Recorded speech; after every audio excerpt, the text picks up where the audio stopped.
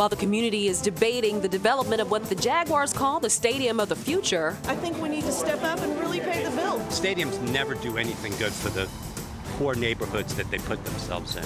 the Jags are planning where they will play for the next 2 years. We certainly want to consider every option. Why Daytona Speedway could be the next place fans will be screaming.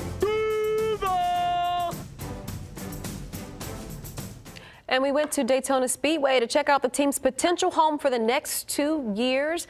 Action News Jax' Jimmy Marlowe is live in downtown Jacksonville. Jimmy, you drove to Daytona, you scoped things out, and kind of just looked at the logistics for traveling that far for a Jags game.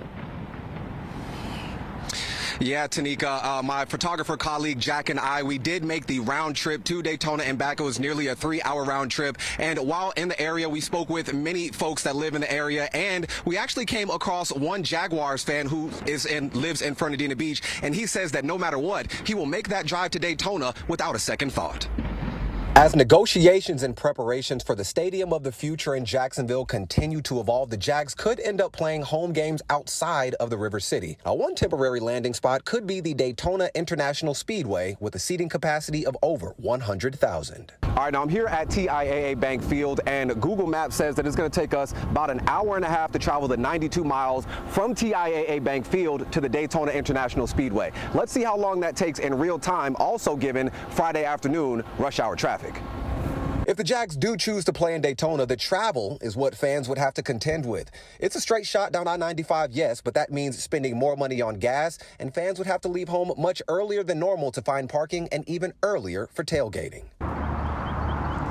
Now, as you saw on our timer, it took us about an hour and 33 minutes to get here, and that's including 20 minutes of traffic and a 10-minute stop for gas. The question is, would you make that trip for every Jaguars home game and then have to make the same trip back to Jacksonville? Duval. I would come by.